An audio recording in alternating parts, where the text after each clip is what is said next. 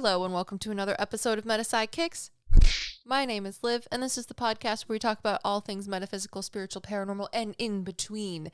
Today, I have a haunted location for you, inspired by Danielle D on YouTube. Danielle had this idea for a haunted location and left it in the comments, so thank you, Danielle. You know who you are. This location was featured on Ghost Hunters Season 7, Episode 17, and Ghost Lab Season 2, Episode 6. So if you guys are like avid watchers of that, then maybe you'll know what I'm talking about before I get into it. But, you know, I figured it was a fun fact. Anyways, this is the history and hauntings of the Shanley Hotel from Napanoch, New York. This 3-story white-sided Georgian-style building with a 2-story barn-like addition on its backside is actually not the original. The first hotel was built by a man named Thomas Rich. Now, before we get into the building's interesting history and the hauntings, let me give you my first impressions as a psychic medium of this building. Now, I have both remote viewed locations and I've also gone on haunted investigations. So I do want to say it is different when you are remote viewing a location than when you're actually at a location, which before going to a location, I didn't think that there would really be a difference, but there is, and it's interesting to me. So like as a psychic medium, the only thing that I'm doing is channeling energy.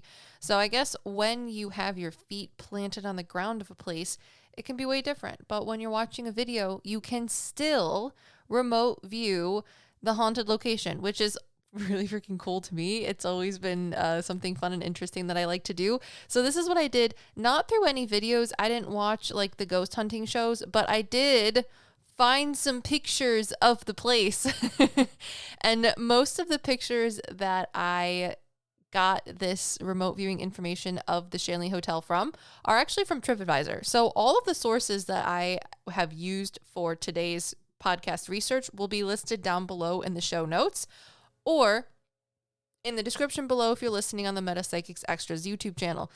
Now, the first impressions that I got from the images on TripAdvisor are that this location could have been a farmhouse originally, not just a hotel.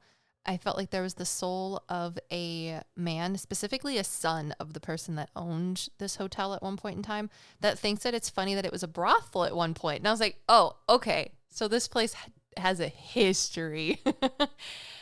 I also received the psychic information that the train or the railroad was very important to the foundation of this hotel and its growing business.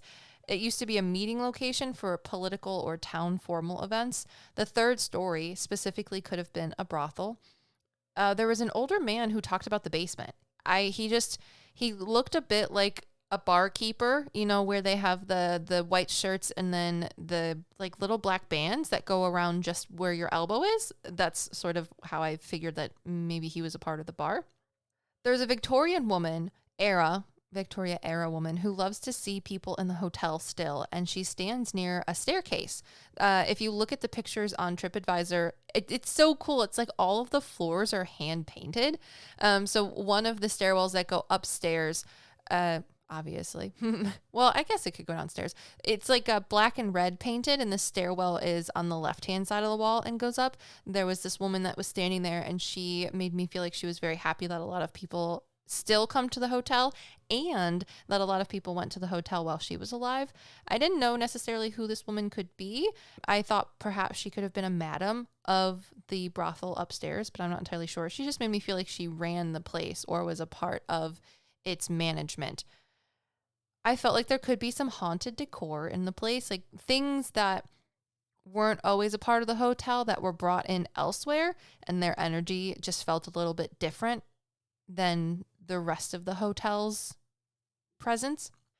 And the general vibe, like overall encompassing character of the hotel, especially with the souls and spirits that hang out, like if they were to answer as a group, they showed me, because, you know, and if you don't, Spirit will show you things in a way that makes sense to you. So they'll use the filing cabinet that is your brain of all of the experiences that you have to use references that you can understand to describe themselves and situations. And specifically, it's probably because I watched this movie a few weeks ago with my son, but they used the comparison of the little troop of bugs from A Bug's Life, you know, like the spider and the moth and this silly ladybug guy who is a guy, not a girl. That troop of characters from that movie, that's kind of how the souls and spirits at this hotel, some of them at least, view themselves, because so many people come to this hotel every year because it's listed as a haunted attraction / hotel. They're like, this is our theater. This is where we act. This is where we interact with everyone, and everyone comes to see us because we are so important. And I was like, oh, okay. Like just this motley crew of individuals that, you know, they really do enjoy being a part of the hotel, you know, both spiritually and in its past. And I just thought it was kind of cute.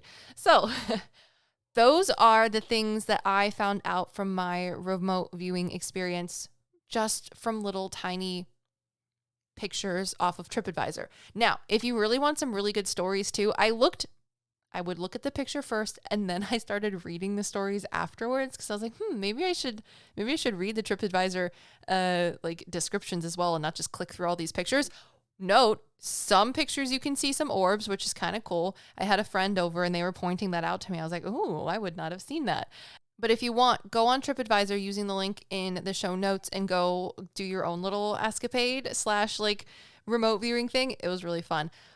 But I also wanted to mention, because I forgot this, realizing that the difference between the differences in actually being at a haunted location versus remote viewing a haunted location, the best way I can kind of describe how, you know, because the only thing as a medium that I'm doing, like I said, is channeling energy. And you can channel energy either like very close to the source or far away. Because when I'm talking to souls, say in like a private reading, I'm obviously not close to wherever the soul is that I'm talking to. I'm not in their home. I'm not at like a cemetery. I'm not holding anything of theirs. I'm just talking to their loved one through Zoom, which is the closest that I can be to them.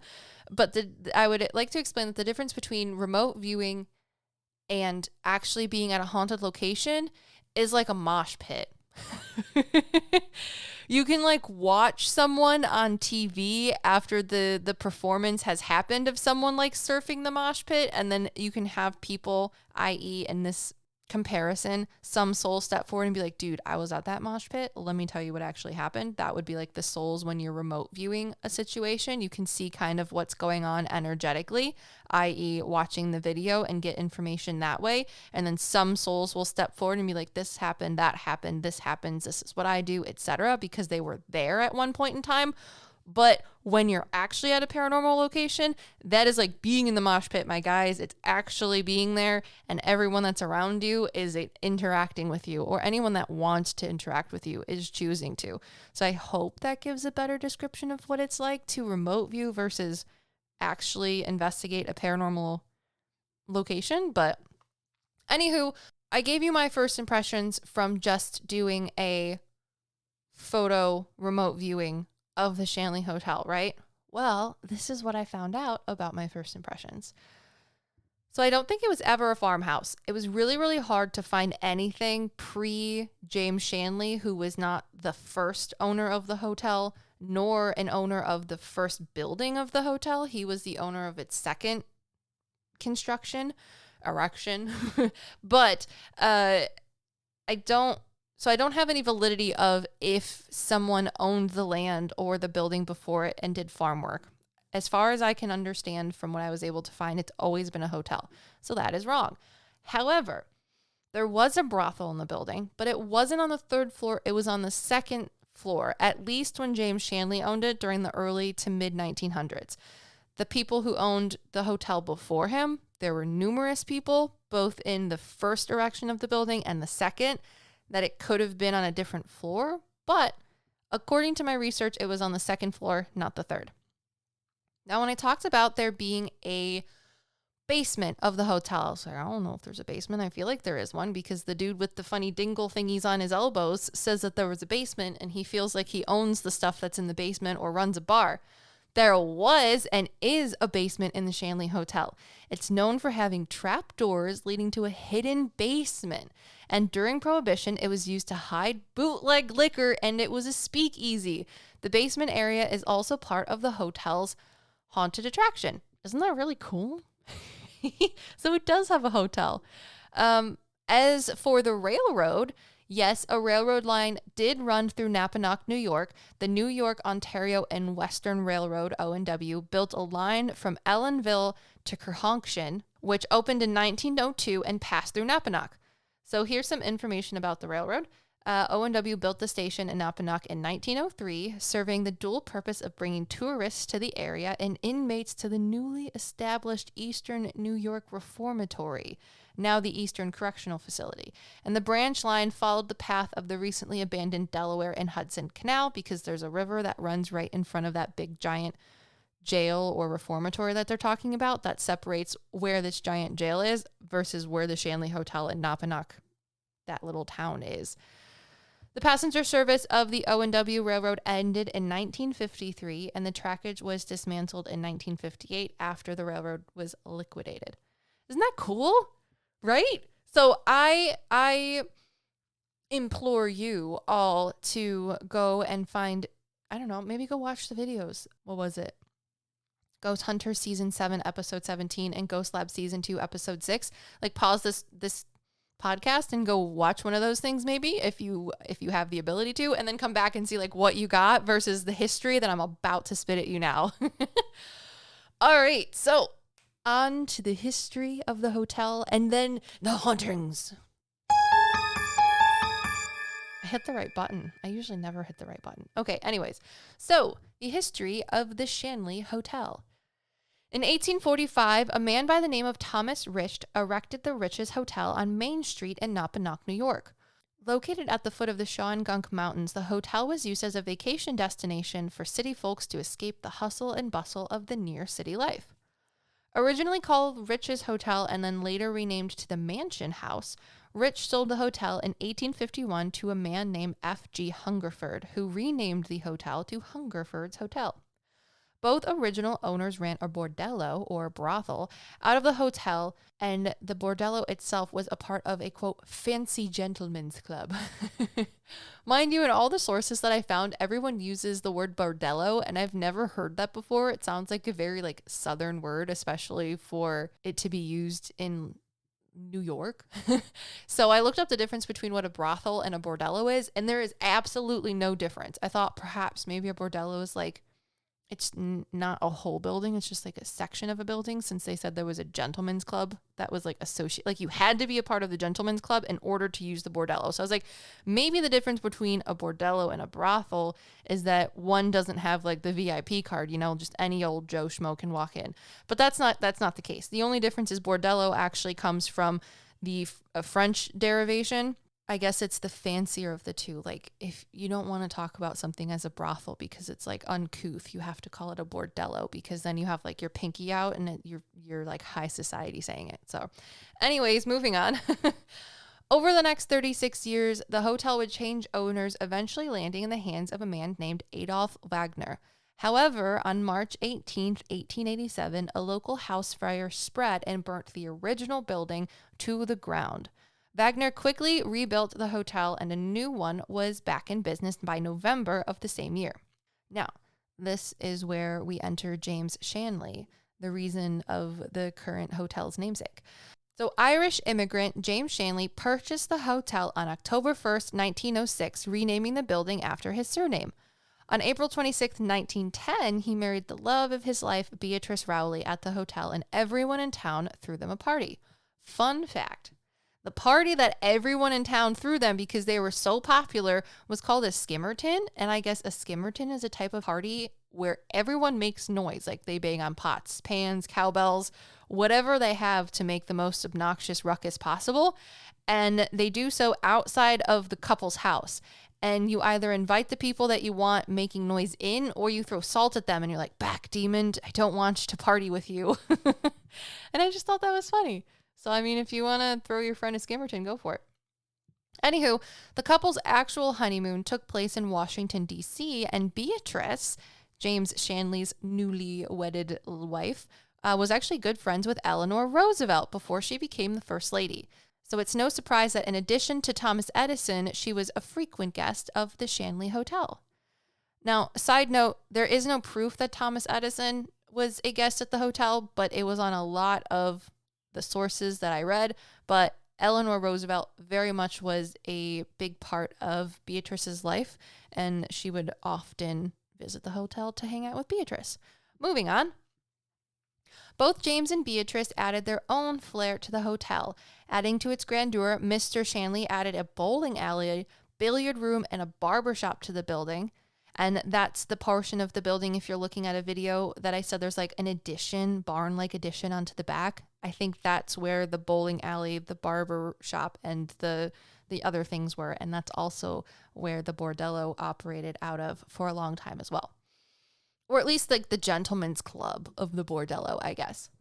Now, Mrs. Shanley, on the other hand, she was known for her lovely high tea parties, social card parties, and Victorian beds that she fitted in satin and silk sheets. So amongst James and Beatrice's famous card games and domino tournaments, the couple longed for more than just providing for their community. That's why they were so popular. They brought a lot of money to this very small town in Napanoch, and everyone really liked them.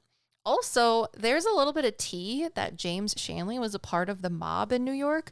I don't know the only I was trying to find Beatrice and James's like biographies, Wikipedia page, something to give me more information about their life specifically, and I could not find anything. Bubkiss is what I found on the internet. So I don't know for sure if James was a part of the New York mob. I mean, he's Irish, not Italian. Not to say that there aren't Irish gangs, because we don't even have to talk about that for people to know. But anyways, I couldn't find any other sources to verify that besides a small snippet in someone's blog who said that they talked to the owners, who talked to the descendants, great-great-grandchildren or something of James Shanley themselves, and said that yes, James Shanley and their family were a part of the Irish mob, or just mob, New York mob in general. So much so that it was like the Irish version of, what is it? The Sopranos. So, I mean, that's just what apparently the descendants of James Shanley said. So that's the only thing that I could find in a snippet of a vlog article. So anyways, moving on. Amongst their card games and domino tournaments, the couple longed for more than just providing for their community. They wanted a family. However, the times that James and Beatrice lived in were not so kind to them in this regard. Beatrice and James welcomed 3 children into their lives, but only had the privilege for a short amount of time. On January 6, 1912, Mrs. Shanley gave birth to their first child, a girl who she named Kathleen. However, their daughter only lived 6 months. Beatrice later had her first son, James Shanley Jr., who lived for 4.5 months, followed by William, who lived a few months shy of 10 months old. After losing her children, Mrs. Shanley would soon lose her sister Esther as well. Esther Fogman, the sister of Beatrice Shanley, lived in the hotel's adjacent suite to Mr. and Mrs. Shanley themselves. Esther and her husband John called the hotel home along with her sister and brother-in-law. However, in 1918, she passed away from the 1918 to 1920 pandemic of Spanish influenza, leaving her sister Beatrice to raise her 2 daughters without her. Now, Peter Gregor was the on-site barber. His wife and 2 daughters also called the Shanley home. That is, until one day his 3-year-old daughter Rosie wandered across the street to the Hornbeak farm, where she fell into a well after moving the block of wood that covered its opening. Haunted by the accident and the death of his daughter, Gregor moved his wife and surviving daughter back to Brooklyn. In September of 1915, there was a man by the name of Dr. Walter Nelson Thayer Jr., and he accidentally ran over his 5-year-old son while backing out of the adjoining alleyway drive near the hotel. Thankfully, his son survived but suffered severe head injuries. Now, in 1919, when the 18th Amendment was passed and Prohibition went into effect, James Shanley got with the times and turned the now unused Gregor apartment, the old barber, into a speakeasy and active bordello. And on February 26, 1932, the Shanley was raided by Prohibition officials, and the booze that was kept behind the bar and under a trapdoor was confiscated, and both James and his bootlegging business partner, John Powers, were arraigned in federal court. However, neither of them served any jail time. Now this, I do want to say, when I read this part of the history, I thought it was interesting because most of the sources that I found said that the reason they didn't serve jail time was because Beatrice was best friends with the president's wife at the time they got in trouble. However, I feel like John Powers stepped forward, but I could be wrong. I don't know what James Shanley looked like, and I don't know what John Powers looked like. It just felt like there was this other man that had a demeanor that I feel like would be different than if you were to meet James Shanley. Just trying to explain what psychic abilities is like when you're talking to souls a little bit. So it was like a clairsentient, claircognizant sort of feeling about it. Anywho, I felt like another man stepped forward, and they said it wasn't because of Beatrice. This is the only part where I felt like there might have been like the mob involved. And that's before I even read anything about the possibility of James Shanley being in the mob. John Power stepped forward and he said that he knew some people, and that's why they didn't get any time in the slammer, if you will, which I thought was interesting. Anyways, moving on with the history of the Shanley Hotel. In 1937, Mr. Shanley died of a heart attack, and Beatrice sold the hotel to a man named Alan H. Hazen, who ran it until 1971 when he died. Today, there's a room nicknamed the Silent Room, where Mr. Hazen was said to take solace from the frequent spirits he would encounter at his hotel in one room, so often that the guests and the staff were known to tiptoe around the room so that he could peacefully sleep off his ghostly nightcaps. So, like, the place was so haunted that apparently Mr. Hazen would have run-ins with the spirits a lot, and it always just, like, it was too much for him, so I guess he'd drink about it? I don't know, if you get spooked by the own spirits of your hotel, like, I guess he was like, I'm just going to drink, because if I'm a little drunk, then maybe it just never happened type of thing. But he would, according to this research, he would drink because he saw too many spirits, and then he would sleep off whatever he was drinking in this room, so much so that, the staff knew to tiptoe around it so that he could get some sleep. And then they would also tell the guests, like, hey, he's taking a nap. Can you be quiet? And they're like, sure. So after Mr. Hazen passed in 1971, the hotel again changed hands, serving as a local tavern at one point called the James Shirley Tap Room, but closed its doors in 1991 until a man by the name of Salvador Nicoza reopened the abandoned building in 2005. And from 2007 until his death in 2016, Mr. Nicoza worked to renovate and restore the old hotel to its former glory, giving both new guests and lingering spirits a second home. Isn't that cool? Now I guess there's new people that own the hotel. I think one of the person's names is Kim. I cannot remember the last name, but there's a woman and her friend who own the hotel. I guess they used to do paranormal investigations there, and they just loved it so much that they bought it, and now welcomely open the doors to people that want to stay there and host paranormal investigations as well. So if this is something that you want to do, you're near New York, I don't know. I don't see any reason not to recommend it. There was one dude. I have his blog post listed as a source below, but his blog post is literally called like the Skeptical Inquiry or something like that.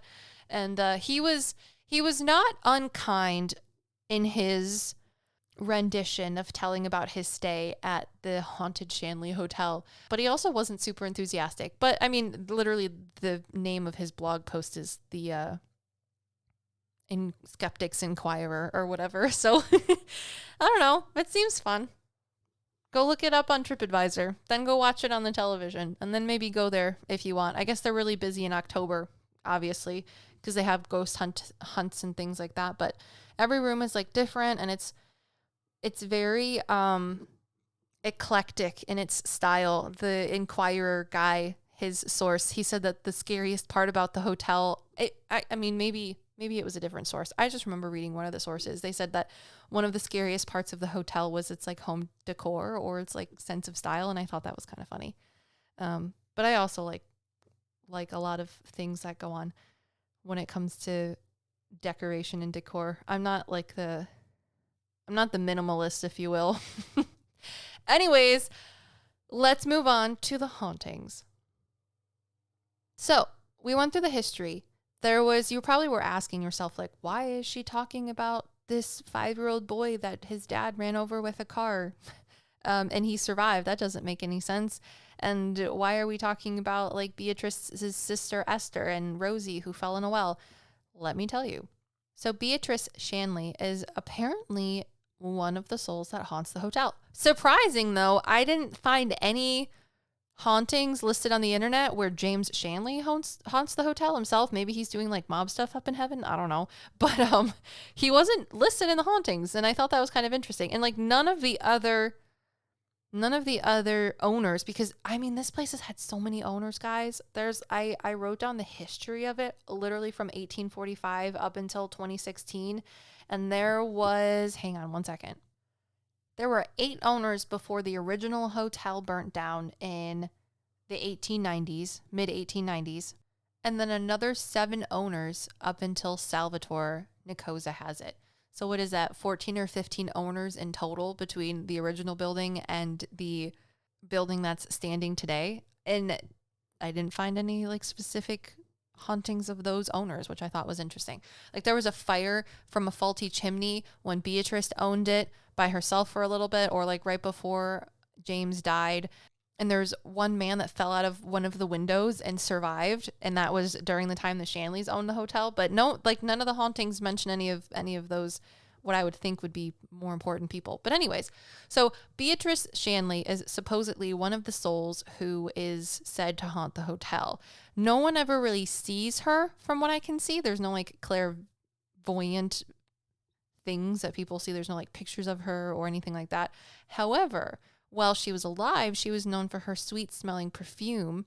So a lot of people say that they'll smell like a very beautiful, pungent perfume, and it's very noticeable and distinct from the rest of their surroundings. So a lot of people have alleged that that smell is the soul of Beatrice Shanley around. And then other people say that there's a general sense of sadness sometimes because of the loss of her children.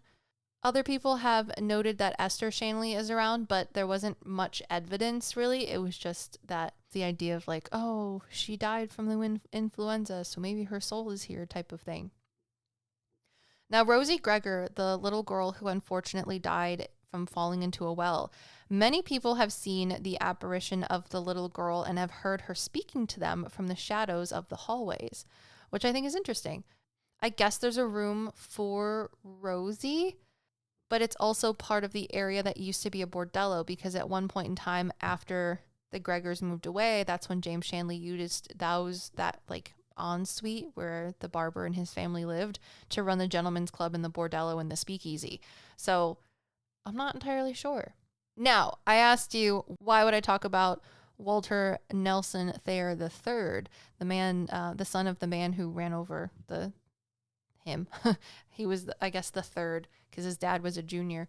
But I guess for many years, there's a boy on like the 3rd floor, or there's the soul, a presumed soul of a boy. I believe it's on the 3rd floor, that people there have named Jonathan.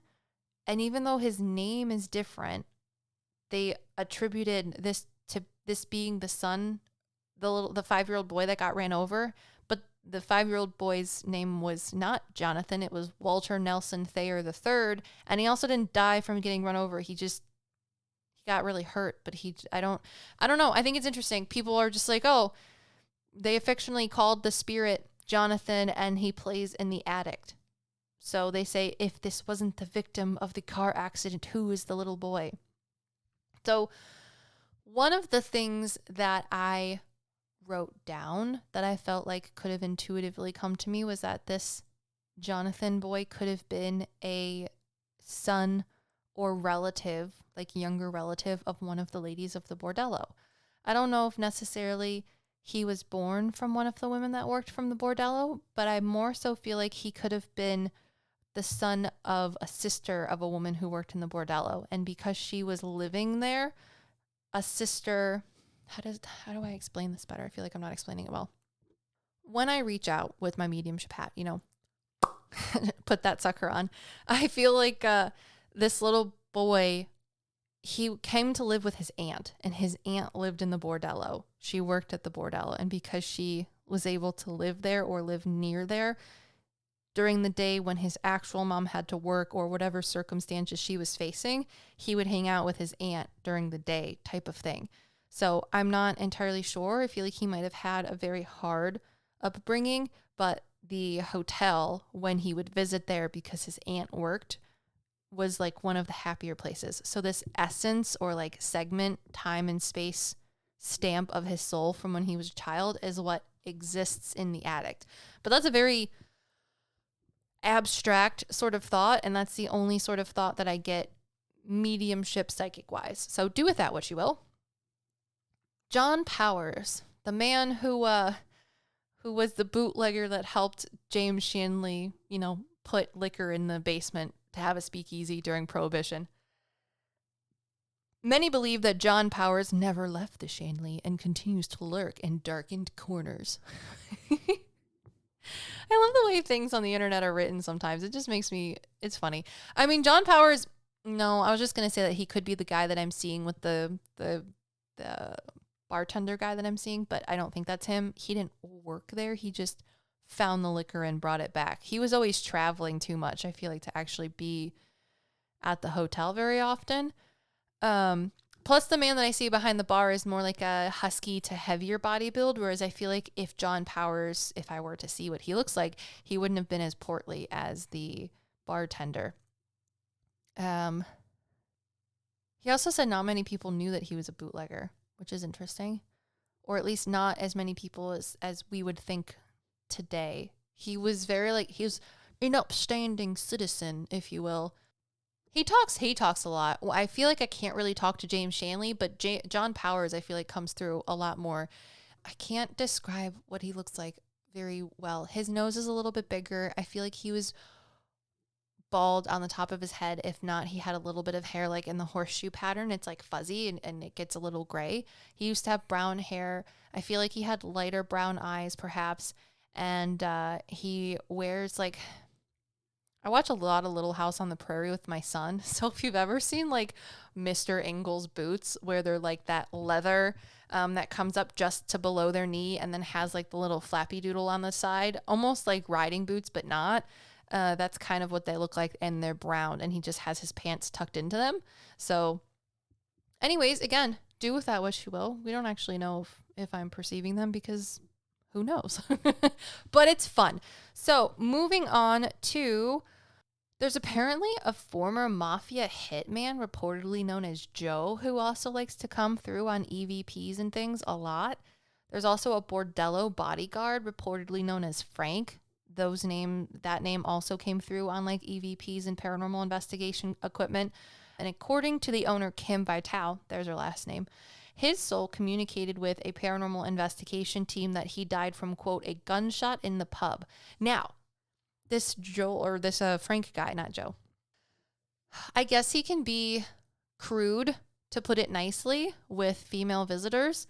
However, if I was able to channel his soul, or if he did step forward and talk to me, I was like, okay, did you get shot in like, because you're the bordello bodyguard, right? So did you get shot in like the speakeasy area or like the pub or bar of the Shanley Hotel? Because that's what I feel like a lot of people would assume. But his answer was no. He was like off duty or taking a break, and he got shot in one of the other surrounding buildings, like a pub that wasn't a part of the hotel. So I thought that was kind of interesting. Apparently there's a ghost cat that's called Sweet Thing. Sweet Thing reportedly died of natural causes in a room that you can stay in called Claire's room, and they're often heard meowing, either just audibly and everyone hears it, but also on EVPs. And there's an unknown disembodied person that's whistling, which I think is interesting. Like this, I would say disembodied voices are even scarier than just like if you see an apparition or even just like a shadow figure. As long as you have like some sort of visual stimulus that goes around or along with whatever you're hearing, I feel like it's less scary. But when there's just nothing and then you hear a sound, that's a no-go chancho for me. The only time I really get like clairaudient audible things in my ears that I can physically hear, because I don't usually physically experience things, is at the Conjuring house. And I feel like I've said that a lot, but it will forever freak me out. So anyways, one of the most common paranormal occurrences at the hotel is the sound of children's laughter. Many believe this is connected to the tragic death of James and Beatrice Shanley's children, who passed away at a very young age. Visitors have reported hearing the sound of children playing in empty rooms, and some have even claimed to see the ghost figure of young children running through the halls. But it's also important to remember, and this is me talking, but Beatrice raised Esther, her sister's 2 younger children, plus the Gregor family had their children as well, who lived there for a short amount of time. Plus there's the man or not the man, I mean, I guess he grew up to be a man, but the little boy who's up in the attic, who may have been a relative of one of the women that worked in the bordello. And I'm sure that there was lots of children that went there in the first place anyways, if a lot of fancy New York city fellows are coming to Napanoch to get away from the city. I'm sure they brought their children. Another spirit frequently reported at the hotel is that of a woman named Anna, who is believed to have been a resident at the hotel's bordello. Anna reportedly died under mysterious circumstances, and her presence is said to linger in the building. Guests have described seeing a female apparition in the bordello area, and others have reported feeling cold spots or an overwhelming sense of sadness when entering certain rooms. Now, I do know that when I was after looking at the pictures on TripAdvisor, I did read a couple of the descriptions, and one of them said that there's this I guess when you're going up to the second or the third floor, the staircases are Victorian staircases, so they're super small and narrow, but there's you go up the staircase and then you turn right and there's a little landing and then another staircase and then rooms that you can go into on the second floor. But in this little it is just a little landing, and then there's a room or an opening to a room, I think if I remember correctly, to the second floor. There's this couch, and I guess that's where the feeling of quote unquote Anna is supposed to be, where if you sit in that little couch on the landing in between the stairwells in the room, it's very, very cold, and then if you go anywhere else it's warmer. So I don't know, when I see that, I remember when I think of the name Anna, I always think that it's the soul of Anna, if Anna is there, would be a younger woman, but I always perceive a more hefty, busty woman that would sit in the chair, and she would have been older. So I don't know, maybe I'm just perceiving someone different, or Anna is there or Anna isn't there. Let me know if you've gone to the Shanley Hotel in the comments below. That would be really cool. I would love to know if any listeners have gone there. So in addition to these specific spirits, visitors to the Shanley Hotel have experienced a wide variety of paranormal phenomena, including unexplained noises. Many guests reports hearing footsteps, knocking, or the sound of doors opening and closing on their own, which that could be just residual hauntings too. If a place has been around for so long, the building, the physical building itself, will start to echo the normal happenings of the building itself that have happened for so long, kind of on repeat. So that could be a residual haunting, not an active haunting. There's shadow figures that people see, EVPs that they record, strange odors. Guests have reported smelling perfume, cigar smoke, and other unexplained scents in areas of the hotel where no one was present. I've had that happen before. I've had a soul, I believe, literally bend down and blow cigarette smoke in my face, and it was an interesting experience, to say the least. Physical interactions. Some visitors have experienced physical sensations such as being touched or having objects move on their own, and in a few cases, people have reportedly felt as though they were being pushed or pulled by an unseen force. And according to, I think it's the owners right now, there are reportedly 4 portals in the hotel. One is supposedly located in Kevin's room, and Kevin was supposedly a prison guard for the prison, literally located across the river in the 1930s. But anywho, the portal is specifically in the closet of that room. So I thought that was interesting. Anyways, what do you guys think? Would you stay at the haunted Shanley Hotel? Perhaps this could be a fun location for me to visit in the future. I think it'd be fun. I like going to hotels and seeing what happens, especially really old ones. So anyways, the only thing is I have had to drive through New York, and I do not like your interstate system, New York. Thank you very much. That is just my public service announcement. I feel like every time I've driven through New York is such a large state that it takes forever to drive through. Although I wouldn't be driving through it, I guess. I'd just be going to the Napanoch Mountains, which is somewhere. I don't know. I've had to drive through all of New York to get to the Conjuring Hotel or the Conjuring House, not once but twice. And New York is the worst part of the drive the whole time. So anyways. Did you guys like this Sunday's podcast? If you did, please let me know in the comments below. If this is your first time listening to the podcast, please give this video or podcast a like wherever you're listening. And if you're interested in a private reading, please go to the website in the show notes. And if you would so like, book a reading with me. It's fun. Most of the time. I would say I don't know. Recently, I've been having readings where for a while I was doing a lot of pet psychic readings, which is really fun. But now I've been doing more medium readings again. And more recently, a lot of people have been crying. But I also would like to let you know that when you cry, I usually start crying before you cry. I keep tissues next to my computer all the time because souls make me feel how they feel about you. And that can be really emotional. So before I even tell you the really kind thing or whatever it is that your past loved one has to say, I usually feel it first and then tell you. So then we can just cry together. So you're not crying alone. It'll be fine. But thank you so much for listening. If you're interested in a reading, please go down to the link below or in the show notes. Oh, wait. Patreon. I forgot. New things are happening on Patreon, guys. I switched around the tiers a little bit. So if you are in Akashic Castle or higher, you now will have the ability to schedule exclusive services. One of those services is past lives. And the other ones that I'm very, very much working on are wing readings, aura readings, and spirit guide readings, or like spirit guide drawings.